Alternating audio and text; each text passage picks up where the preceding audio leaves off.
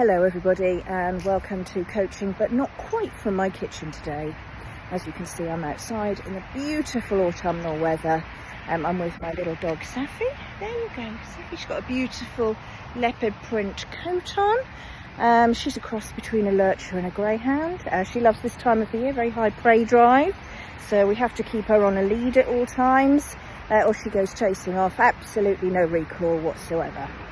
Never been able to train it. She loves little furry things. Oh God, honestly, so lead it is.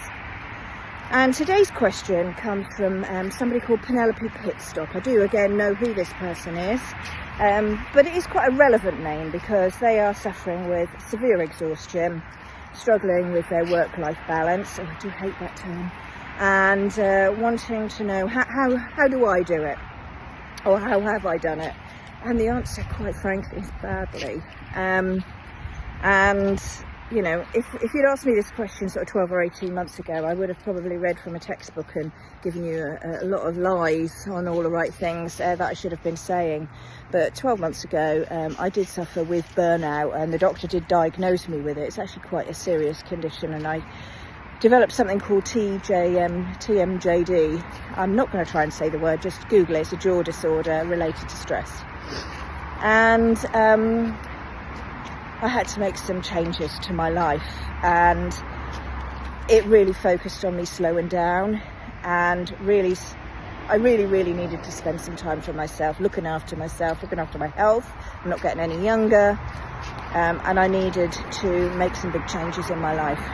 So I think my first piece of advice is good on you for recognising it, because that is their biggest step. So often people just lie their way through. I'm okay. They think that resilience. Oh, I'm so resilient. I can just keep going and going and going. Aren't I so resilient? I can party really hard all night and keep going. I can be up at 6 o'clock in the morning. And I did it for years. Don't get me wrong. I was one of those awful people. Not all the time, I hasten to add, just sometimes. And I had to make a change. So my challenge to you is, we often try and balance our work life by changing things at work. We might change, you know, I don't accept meetings before 9 and after 5.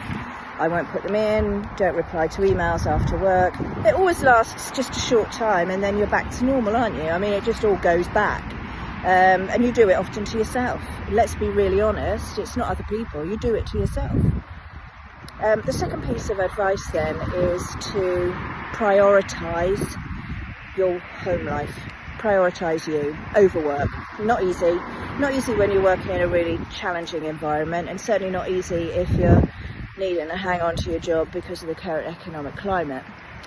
But I would really challenge you to find things that make you relax, which is why I'm outside now walking my beautiful dog, getting some fresh air. I'm a bit of a fair weather walker. I do walk the dog every day, but days like today are just incredible. I like to go on my Peloton, I like to snooze on the bed, I like to knit, I like to read, I like to watch films on TV, and I like to make time for me because it makes me a nicer person, it makes me a nicer wife, it makes me a better leader, it frees my mind up to come up with lots of ideas, and it makes me just generally feel less anxious and much more happy. Now, that's just 2 pieces of advice. Recognise it and own it, and then prioritise your personal life. That's the only 2 things I have to offer you here on this topic. If you'd like to talk about things more, have a look at my website, littleplebbin.com. Yes, that's just my name, and give me a tinkle. You can call me for some free advice, and if you want to do some coaching, I'm here. So thank you from not so much coaching from my kitchen, and see you next time. Bye.